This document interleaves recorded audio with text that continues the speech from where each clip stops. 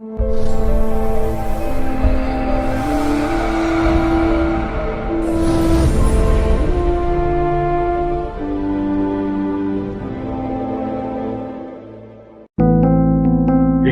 on the subscribe button, especially the bell on the right side. Otherwise, you will miss the latest videos.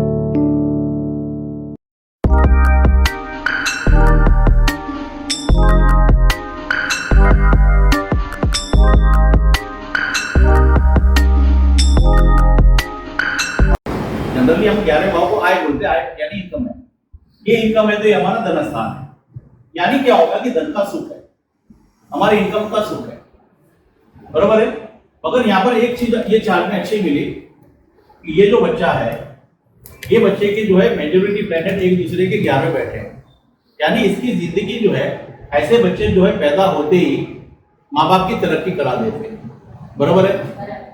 तरक्की हुई माँ बाप की, क्यों तरक्की हुई? क्योंकि ये बच्चा जो है तरक्की लेके आया है। 11th हाउस जो है वो अनकंडीशनल गेन देता है और देगा ही।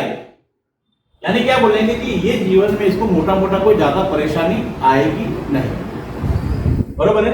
तो सबसे पहले हमने ये देखा कि एक बहुत अच्छा योग है। अब यहाँ पर हम एजुकेशन की बात करेंगे तो सबसे पहले बुध को पकड़ेंगे। अब देखो बुध जो है स्ट्रॉन्ग बैठा है,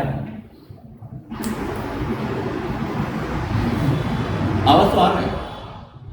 बुध जो है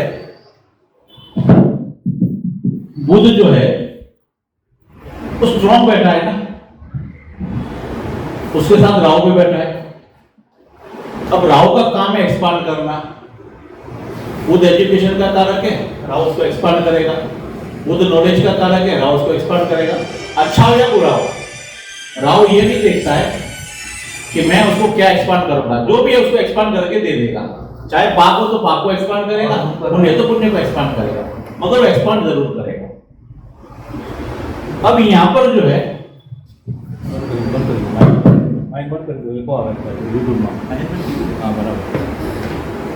यहाँ पर जो है बुध जो है अच्छा है, बुध में कोई प्रॉब्लम नहीं है। उसके 11th हाउस में शुक्र बैठा है, यानी वो भी उसको प्रॉब्लम नहीं है। बुध के 9th हाउस में जो है भाग्य में उच्च का चंद्र बैठा है, वो भी उसको प्रॉब्लम नहीं है। और किसी भी ग्रह से 9वें भाव में चंद्र बैठता है तो 9वां भाव जो है वो दूर का यात्रा कराता है। तो हमने क्या बोला कि ये जो बच्चा है, ये बच्चा पढ़ने के लिए, क्योंकि बुध से 9वां भाव है ना, तो क्या बोलेंगे कि ये इंसान जो है पढ़ने के लिए विदेश यात्रा करेगा। तो विदेश में गया है तो हम सीधा सीधा बता दिए यहाँ पर कि भाई बुध जो है वो एजुकेशन का कारक है। 9th हाउस में उच्च का चंद्र बैठा है, कोई परेशानी नहीं है उसको। विदेश में जाने के लिए उसको कोई परेशानी नहीं आई, ना ही पढ़ने लिखने में परेशानी आ रही है। क्योंकि बुध के 4थे भाव में कौन बैठा है? गुरु बैठा है। 11वें भाव में कौन? शुक्र बैठा है। ऐसे लोग जो होते हैं वो अपना जो है 90% केस में जो है वो 80 के अबव ही चलते हैं बचपन से जो है, क्योंकि होशियार है ना। देखो चंद्र जो है वो पूरा कुंडली में या तो कुंडली का सत्यानाश करेगा या कुंडली को ऊपर उठा देगा। चंद्र जो है वो किंग मेकर है, पासा पलटने का ताकत चंद्र रखता है, मतलब बड़े ग्रह अपने हिसाब से चल रहे हैं। तो यहाँ पर जो है हमने क्या बोला कि भाई ये बहुत अच्छा योग है 11 से 11वां। दूसरा हमने बोला कि बुध बहुत अच्छा है। हमने बोला कि बुध के 9th हाउस में चंद्र है, चंद्र उच्च का है। चंद्र उच्च का है तो हम क्या बोलेंगे कि भाई उसको विदेश यात्रा है, काय के लिए? पढ़ाई के लिए, तो ये पढ़ाई करेगा, बराबर है। अब यहाँ पर देखो जो है बुध के 7th हाउस में जो है शनि है, बराबर है। यानी क्या होगा कि देखो बुध का संबंध शनि से आया, बुध का संबंध शुक्र से भी आया, तो क्या होगा? ऐसे बच्चे जो है एक तरफ पढ़ते भी है और दूसरी तरफ इनकम भी करते हैं। तो यानी क्या करेगा? एक तरफ पढ़ेगा, दूसरी तरफ इनकम करेगा। यानी क्या होगा कि छोटी उम्र में कमाने का योग भी उसको है, बराबर है, तो है। तो यहाँ पर देखो हमने जो है बहुत सरलता से जो है 2-4 चीजें बता दी। अभी ना तो हमने इसको ना भाव लिया है, ना हमने इसको भावेश लिया है, ना हमने कोई अपना जो है कोई दशा देखा है, ना कोई वर्ग चार्ट देखा। अब जब हम केपी को देखेंगे तो सबसे पहले तो जो है कि अगर चलो अभी एंड्रॉइड है तो कोई प्रॉब्लम नहीं है, एंड्रॉइड है तो हमने बैटरी डाला, सब हो गया।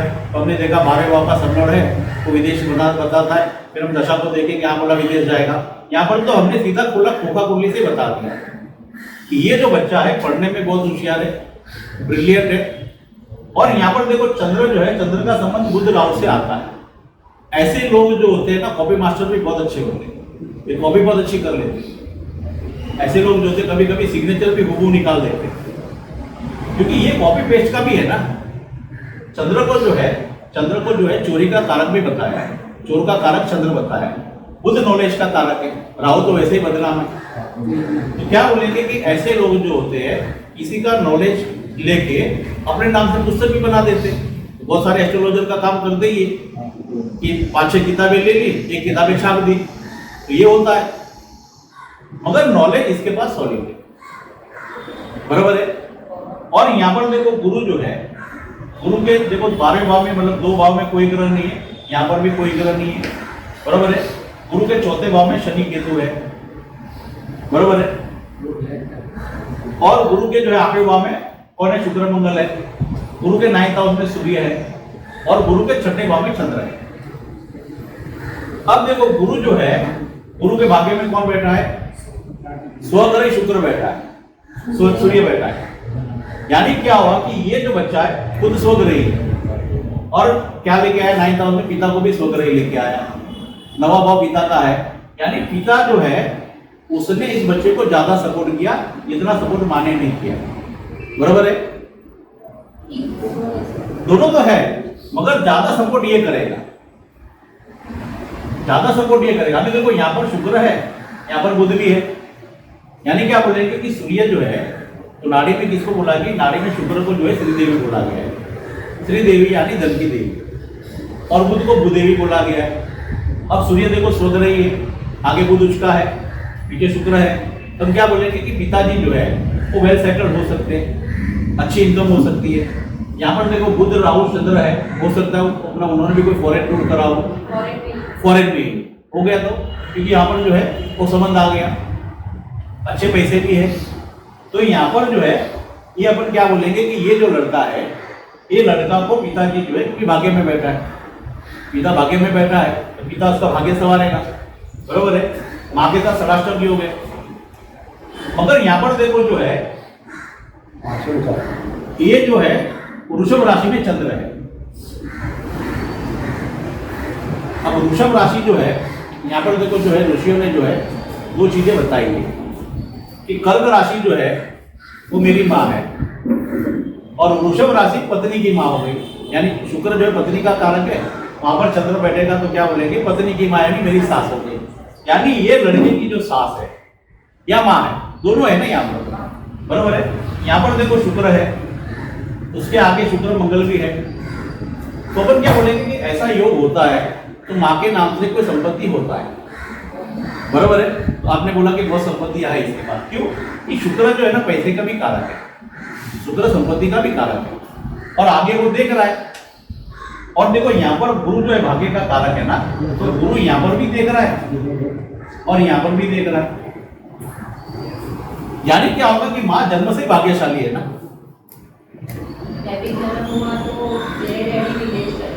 वो आए है ना वहां पर, क्योंकि यहाँ पर गुरु जो है ना भाग्य है ना, हमारा काल पुरुष का जो 9th हाउस है वो हमारा भाग्य का है। तो भाग्य का मालिक जो है वो यहाँ पर भी देख रहा है, यहाँ पर भी देख रहा है। यानी माँ के आगे और पीछे भाग्य देख रहा है। अब भाग्य देख रहा है तो क्या होगा? माँ को जो भी कुछ मिलेगा सरलता से मिलेगा, आसानी से मिलेगा, कोई उसको ज्यादा परेशानी नहीं आएगी। जैसे माँ पैदा हुआ, पिताजी का तरक्की हुआ, बच्चा आया उसका तरक्की हुआ। यानी क्या बोलेंगे कि ये जो अपना चार्ट है इसमें ज्यादातर भाग्यशाली लोग ही है।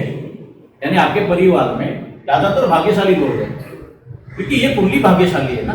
क्योंकि हर ग्रुप जो है ना, यानी क्या होता है कि जैसे देखो यहाँ से यहाँ, यहाँ से यहाँ, यहाँ से यहाँ, यानी वो हमका गाना है ना, एक दूसरे के लिए तैयार है, एक दूसरे के लिए ना, 11th हाउस है ना।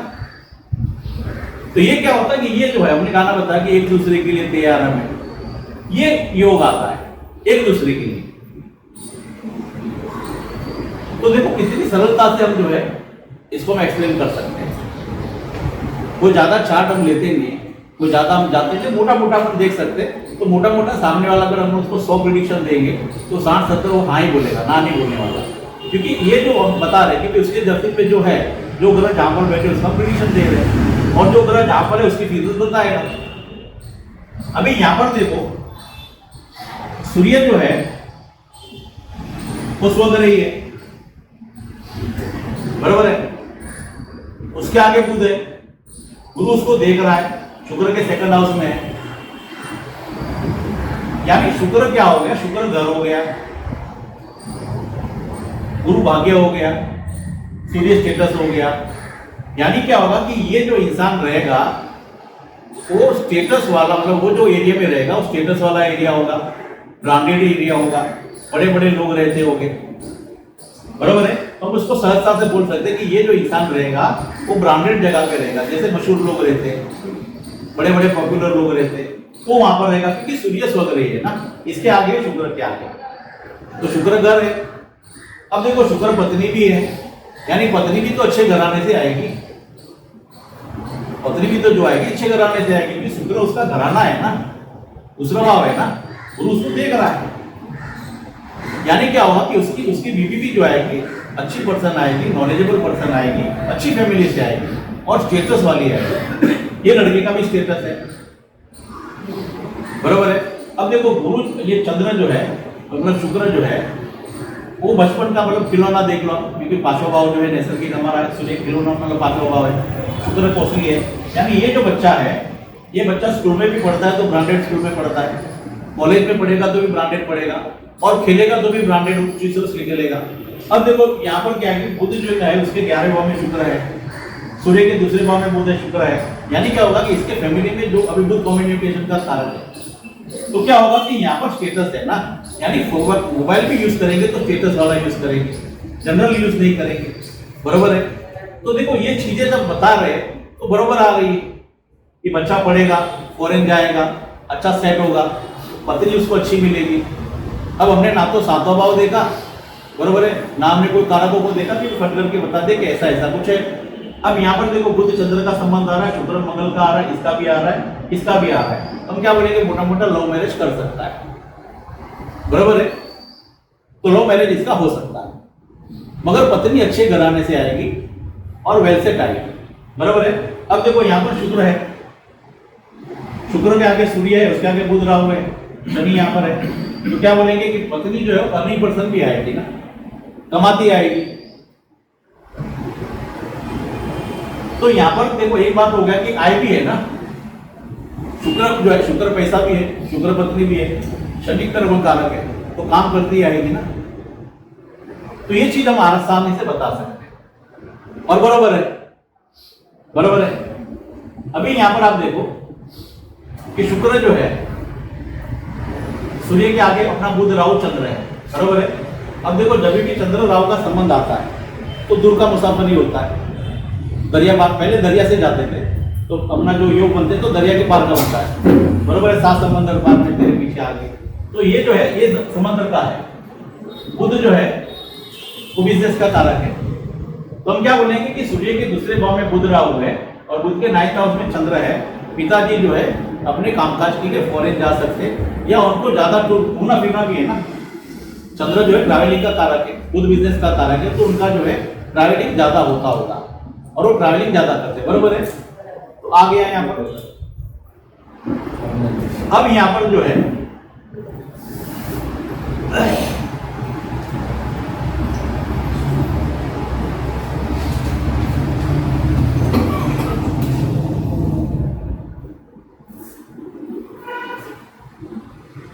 ये माँ है, बराबर है,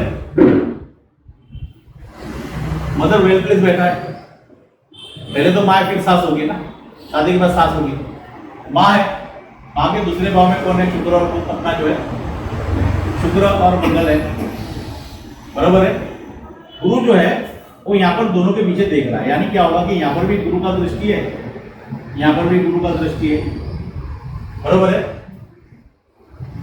अब ये माँ है, बराबर है। जैसे माँ ने शादी करा तो शुक्र किसका कारक है, बीच का कारक है, बराबर है। गुरु दोनों तरफ देख रहा है, बराबर है।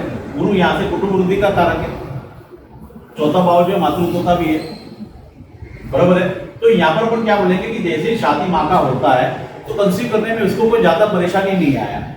जनरली अपन देखेंगे तो 1.5-2 साल के अंदर कंसीव हो जाता है और इजीली हो जाता है, बराबर है। 1 साल के अंदर हो गया, अपन जनरली 2 साल के अंदर बोल दिया, बराबर है। तो कंसीव हो गए यहाँ पर।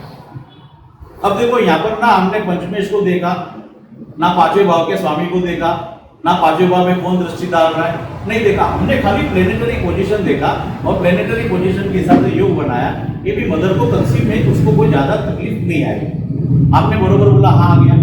तो देखो कितना इजीली है और इतना अच्छा चीज मिल नहीं सकता है,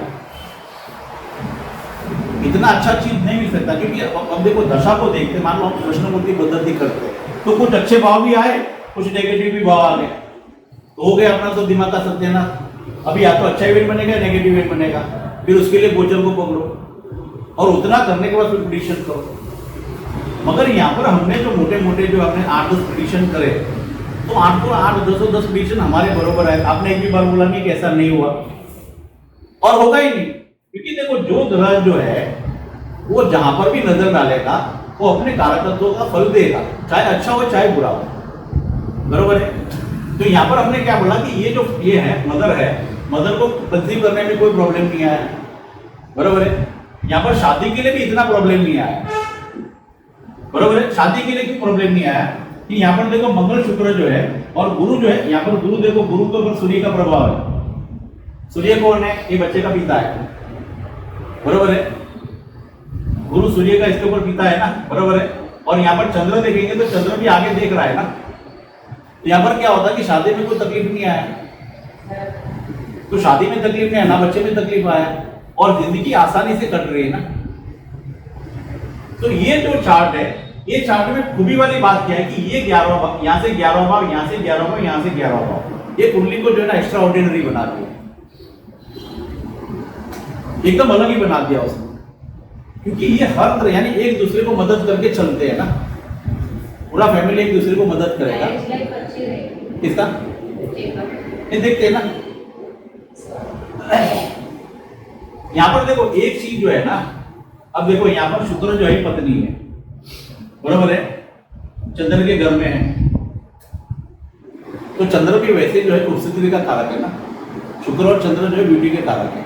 तो हम अपन क्या बोलेंगे, शुक्र है तो अपन क्या बोलेंगे, ब्यूटी तो रहेगी। मगर आगे कौन है? सूर्य है। अब देखो जो है मतलब क्या होगा कि सेकंड भाव उसका क्या है, उसका फैमिली है, उसका जवान है, बरोबर है, उसका परिवार है, उसका धन है। तो यहाँ पर देखो गुरु उसको देख रहा है और सूर्य वहां पर है। अब सूर्य जो है ना, उसका एक गुण क्या है कि राजा है ना, राजा कभी ना नहीं सुनता है, राजा ऑर्डर देता है, ऑर्डर लेता नहीं है। यानी क्या होगा कि ये जो बोलेगी वो उसको करना पड़ेगा, उसकी पत्नी जो बोलेगी उसको करना पड़ेगा। राजा थोड़ा आलसी के रहता है और राजा कभी काम नहीं करता है, राजा के घर में नौकर रहते हैं। यानी क्या होगा कि ये लड़की जो आएगी तो उसको राजा की फैसिलिटी मिलेगी ना, यानी घर में ऑलरेडी मतलब नौकर होंगे, हो सकता है खाना बनाने तक वाले नौकर हो, क्योंकि ये काम नहीं करेगी ना, ये राजा है ना। इसके लिए हमने एक वीडियो में बोला था कि राजघराने का जो अपना राशि है सूर्य, उसमें कोई भी प्लेनेट बैठना चाहिए। तो प्लेनेट बैठता है, जैसे मेरा बेटा है, छोटा बेटा, उसके सिंह राशि में सूर्य है और शुक्र है। तो मेरे बेटे का शादी हुआ, मतलब बड़े बेटे का शादी हुआ और छोटे बेटे का शादी हुआ, यानी मेरा छोटा बेटा का बहू जो है, शुक्र वहां पर भी सिंह राशि में, जैसे ही वो आया उसके पहले मेरा पत्नी जो है वो खुद कपड़े धोता था, खुद पोछा मारता था, खुद जो है बर्तन पीसता था। अभी सब कुछ आ गया, क्यों आया? छोटी बहू के कारण, क्योंकि वो रॉयल राशि लेके आई है ना, वो नौकरानी नहीं बनेगी। आज समझो कि उसके नसीब से मैं कमा रहा हूं, तो उसके नसीब से कमा रहा हूं ना, रॉयल है ना। राजा काम करता नहीं है, उसका काम है लोगों से टैक्स वसूलना और उसके ऊपर अपना घर चलाना या सरकार चलाना। तो मिनिस्टर भी तो यही करते, वो काम तो करते नहीं, काम तो उसके अंदर में जो करते पढ़े लिखे लोग वो करते। तो ये जो है ये कुछ चीज के लिए अच्छा है, कुछ चीज के लिए कर सकते हैं। अब ऐसे लोग जो होते हैं ना, उनको ईगो बहुत होता है और अहम होता है, तो क्या होता है कि जब झगड़ा होता है दोनों पति पत्नी के बीच, तो ऐसे लोग जो है ना, एक बार अगर मुंह सुझा लिया ना, तो 4 5 7 8 10 दिन तक बोलते नहीं है। अहम है ना, मैं झुकेगा नहीं, वो पुष्पा का डायलॉग है ना, झुकेगा नहीं साला।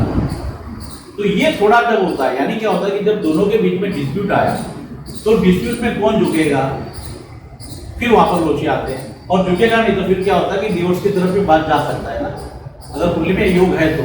क्यों कि कोई समाधान करने के लिए तैयार नहीं।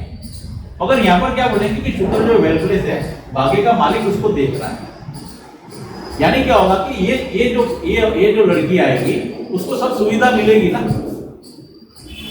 ये भी अच्छा कमाता है, ससुर अच्छा कमाता है, ये भी अच्छा कमाएगी, फिर घर पे फैसिलिटी तो आएगी और आएगी, और होना भी चाहिए, यहाँ पर होना भी चाहिए। अब देखो ये जो है, ये चंद्र के चौथे भाव में कौन है, सूर्य है, गुरु उसको देख रहा है, यानी मां जो है वो साफ दिल की है, उसके दिल में कोई पाप नहीं है, जो भी बोलेगी खरा बोलेगी, मुंह पे बोलेगी, पीछे बात नहीं करेगी, बरोबर है। क्यों कि ये इसका हार्ट है ना, हार्ट में सूर्य बैठा है और गुरु देख रहा है। अगर यहाँ पर शनि होता, राहु होता तो कुछ और बात होती, सिक्रेटिव नेचर होता, यहाँ पर सिक्रेटिव नेचर नहीं है, जो भी बोलो साफ बोलो, मुंह पे बोलो। और ये जो है इसका जन्म स्थान है ना, माँ ने जन्म दिया ना, तो क्या होगा कि माँ जो पैदा होती है वो जो है, मतलब यहाँ पर देखो सूर्य जो ऐतिहासिक शहर हो सकता है, नामचीन शहर हो सकता है, तो माँ का जन्म ऐसी जगह पे हो सकता है, नामचीन जगह पे। कहाँ पर? बॉम्बे में ना, तो बॉम्बे नामचीन शहर ना, विश्व फेमस है ना, तो ये आ गया, इसका भी जन्म बॉम्बे में है। तो सूर्य जो देता है वो स्टेटस देता है, यानी वो जहां भी पैदा होगा तो स्टेटस देगा, बरोबर है। तो आ रहा है सब बरोबर, यहाँ पर अपन जो बता रहे हैं सब बरोबर आ रहा है, वो ज्यादा वहां पर अपने को दिमाग नहीं दौड़ाते, और अगर नहीं दौड़ाते कोई वर्कशॉप नहीं देखते, तो यहाँ पर बिजनेस करना चाहिए या आगे जाके जॉब? मैं बताता हूँ ना, मैं देखो यहाँ पर क्या है कि देखो ये जो है सूर्य तो है इसका, चाहे लगन से दूसरे भाव में देख लो, गुरु उसको देख रहा है, तो कहीं ना कहीं इसको भी तो घमंड है, बरोबर है। यहाँ पर आप देखो जो है शनि के साथ केतु है, बरोबर है, उसके 11वें भाव में मंगल है, मंगल भी अहंकार का कारक है, केतु भी कहीं ना कहीं अहंकार देता है, सूर्य भी अहंकार का कारक है। ऐसे लोग जो होते हैं ना किसी के अंडर में काम नहीं करते, यानी ये ज्यादा देर नौकरी नहीं करेगा, खुद का ही काम करेगा, ये किसी के अंडर में काम करने वाले पैदा हुए नहीं हुए, ये ऑर्डर देते हैं ना, ऑर्डर लेते नहीं है। अब ऑर्डर लेते नहीं है तो क्या होगा, वो ये जो है मतलब बनेगा नहीं, इसका ऊपर कोई बॉस नहीं होगा, यानी अगर ये नौकरी भी करेगा तो टॉप की नौकरी करेगा, यानी क्या होता है कि जो ऊंचा पद होता है वो पद पे काम करेगा, उसके अंडर में लोग रहेंगे, इसके अंडर में मतलब ये किसी के अंडर में काम नहीं करेगा। तो ये सीधा सीधा बता दिया कि ये जो योग है ये अहंकार का योग है, ये अहंकार का योग है, ये अहंकार का योग है। तो अहंकारी आदमी किसी के अंडर में काम नहीं कर सकता है, और ये जो है ऐसे लोग जो है उसको नौकरी से कभी निकाला नहीं जाता है, ये खुद नौकरी छोड़ देते हैं। अगर वो नौकरी करता है तो छोड़ते रहेगा, छोड़ता है ना, क्यों अहंकार है ना, सामने वाला उसको कुछ भी बोलेगा ना तो बोलते तेरी नौकरी पे मैं थूकता हूँ, तेरे जैसे 1000 मिल जाएंगे मेरे। क्यों घमंड है, इसको खुद का नॉलेज पे घमंड है ना, इसका एटीट्यूड पे उसको घमंड है। मगर एटीट्यूड आया कहाँ से, उसको जन्म से आया ना, जैसे हमने आगे बताया कि ये जो है ये हमारे पूर्व जन्म के संस्कार है ना, कोई माइकल वाला आपको संस्कार दे नहीं सकता है, और अगर कोई संस्कार देता था तो दुनिया में सब जो है सब शरीक हो जाते, बदमाश कोई रहता ही नहीं था। ये बाय बर्थ आता है, जन्म के साथ आता है, और उसी के हिसाब से इंसान चलता है। लैंग्वेज जो है हमारी रफ होती है, अच्छी होती है, वो हमारे ग्रह के अधीन है। जैसे जैसे हमारे दूसरे भाव के ऊपर अपना प्रभाव आएगा, अच्छा प्रभाव आएगा तो हमारी लैंग्वेज अच्छी होगी। देखो अच्छा प्रभाव है, हमने अच्छा खाया, और जैसे बुरा ग्रह का दशा है, हमको शादी में गया अनाप शनाप खा लिया, दूसरे दिन प्रॉब्लम हो गया, लूज मोशन हो गया, तो खाया तो हमने यही से था ना। तो ये चीज जो है बहुत महत्वपूर्ण है। तो यहाँ पर हमने जो ये चार्ट लिया, ये चार्ट के हिसाब से हमने जो बताया वो तकरीबन सब सही आया, बरोबर है। क्योंकि यहाँ पर हमने क्या बोला कि हमने कोई रेडीमेड यहाँ पर योग नहीं लिखा, हमने कोई योग की चर्चा नहीं की कि इसके भाग्य में शनि केतु है, इसके तीसरे भाव में ऐसा है ऐसा है, हमने कहीं नहीं लिखा ना, हमने तो भाव का तो जिक्र नहीं किया, हमने केवल प्लेनेटरी पोजीशन देखा और एक दूसरे के लिए हमने पहले भी बताया कि भी जो हमारे हमारे जो पोजीशन है, या तो हमारा बियावारू योग बनेगा, एकादश योग बनेगा, केंद्र योग बनेगा, नवपंचम योग बनेगा, षडाक्षर योग बनेगा या समसप्तक बनेगा। इसके आगे कोई है ही नहीं। यानी यहाँ पर 1 2 3 4 5 और 6 मुख्य योग बनते हैं। अब ये योग से हम फलित करते हैं और तकरीबन अपन फलित करते हो 70% 80% आ जाता है, तो सीखने में क्या प्रॉब्लम है? अगर ये चीज हमको दे रही है तो उसमें हमको प्रॉब्लम क्या है? हम आसानी से किसी को बता सकते हैं और सामने वाला खुश हो जाएगा। आप समझो कि हम रेलवे में चलते चलते सामने वाले ने कुंडली रख दिया तो हम 4 चीज उसको बता देंगे तो खुश हो जाएगा। तो ये जो चीजें है, ये चीज यहाँ पर है, बरोबर है। अभी यहाँ पर आप देखेंगे कि ये जो है नाना का कारक है, बरोबर है। ये नाना का कारक है, बरोबर है। अब देखो उसके ऊपर बुध का दृष्टि है, चंद्र का भी दृष्टि है, शुक्र का भी दृष्टि है, बरोबर है। और नाना कहां बैठे? देखो मीन राशि में बैठे। मीन राशि कौन सा है? विष्णु लोक का राशि है। यानी नाना जो है पवित्र इंसान होगा, नॉलेजेबल है, उसको धर्म ध्यान का है और कई प्रकार का नॉलेज। यानी क्या होता है कि टपोरी आता तो टपोरी लैंग्वेज में भी बात कर सकते, संत आता तो संत की भाषा में भी बात कर सकते। आ गया, क्योंकि यहां पर जो है ये क्वालिटी है। और यहां पर आप देखेंगे कि जो अपना जो है यानी दादा ने जो है, दादा अगर देखेंगे तो यहाँ पर अपन देखेंगे तो दादा ने अपने बलबूते पे सब कुछ, यानी नाना ने जो अपने बलबूते पे सब कुछ करा ना, ये लड़का भी सेल्फ मेड है, आगे जाके सेल्फ मेड होगा, अपने बलबूते पे एम्पायर खड़ा करेगा। यहाँ पर भी अपना नाना जो है अपने बलबूते पे एम्पायर खड़ा करेगा। जो भी कुछ था नाना का अपना था, चाहे 100 रुपए में मगर अपना है, और सीधा इंसान, नॉट करप्टेड इंसान, बराबर है। तो ये यहाँ पर आ गया ना। अभी किसी को कुछ डाउट हो तो आप बताइए, कोई समझ में नहीं आया कोई चीज? आपने इनका लव मैरिज जो बताया वो कैसे? लव मैरिज कौन है? देखो बुध जो है, शुक्र मंगल का योग तो है, और बुध का राहु का और चंद्र का भी योग आ रहा है, कर्म कारक उसके साथ है। बुध जो है गर्लफ्रेंड का कारक है ना, बुध एजुकेशन का भी कारक है, तो गर्लफ्रेंड का भी कारक है ना, और गर्लफ्रेंड के बाद ही तो पत्नी बनती है ना। अगर गर्लफ्रेंड है, देखो अभी देखो दोनों में फर्क है, पत्नी और गर्लफ्रेंड में क्या फर्क आएगा, बरोबर है। अब ये जो बुध है ये गर्लफ्रेंड है, बरोबर है। अब गर्लफ्रेंड के लिए पास में शुक्र है, यानी गर्लफ्रेंड के पास पैसा है, बरोबर है। ये जाएगी तो उसकी गर्लफ्रेंड उसका पैसा खर्च करेगी, मगर जैसे ये पत्नी बनेगी तो उससे पैसा ले लेगी। जब तक गर्लफ्रेंड थी तो इसको अपन क्या बोलेंगे, ऐसा अगर मैरिज लाइफ डिस्टर्ब होता है। देखो लव मैरिज में प्रॉब्लम यही आता है कि जब तक आप वो जो है ना वो गर्लफ्रेंड थी तब तक वहां पर कोई परेशानी नहीं थी, 4 साल 5 साल उनका रिलेशन चला, बरोबर है। मगर जैसे शादी हुई 1.5 साल में, 1.5 महीने में डिवोर्स हो गया, 1.5 साल में डिवोर्स हो गया। अरे क्या हुआ, 4 साल रिलेशन था, आपने एक दूसरे के लिए गाना गाया था, तू मेरे दिल में रहती मैं तेरे दिल में रहता हूँ। क्या हो गया वो गाने का? क्या हुआ कि बुध जो था वो गर्लफ्रेंड था, और गर्लफ्रेंड का सुख था, पत्नी का सुख नहीं था। तो जैसे ही गर्लफ्रेंड पत्नी को बनी, उसका गर्लफ्रेंड का जो गर्लफ्रेंड का योग था वो खत्म हो गया, पत्नी आ गई, तो वो जो सुख मिलता था मन नहीं मिला। और उसकी रेमेडीज क्या है? तो रेमेडीज क्या बोलेंगे कि ये जो इंसान है, ये इंसान को इसकी पत्नी को गर्लफ्रेंड की तरह ट्रीट करना चाहिए। यानी क्या करो कि झूमेंगे नाचेंगे क्या है और क्या और अच्छा गाना है ना, गर्लफ्रेंड बना के रखो इसको। जब तक ये गर्लफ्रेंड है ना इसको प्रॉब्लम नहीं आएगा, यानी जो बोला उसको हाजिर किया तो प्रॉब्लम नहीं है। मगर जैसे इसको बीवी बनाया तो ये ऑर्डर देने के लिए तैयार है, फिर क्या होता, ब्रेक हो जाता है। तो देखो कितना अच्छा बात हो गया ना, इतना अच्छा रेमेडीज आ ही नहीं सकता है ना। अब रेमेडीज का अर्थ ये नहीं होता कि आप पूजा पाठ कराओ नंग पहनो,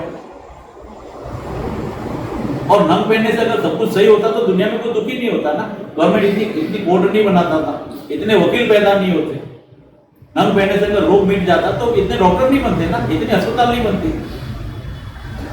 जो है सो है, ये कुंडली में जो है सो है, यहाँ पर ये चीज मिलना है तो मिलना ही है एनी हाउ।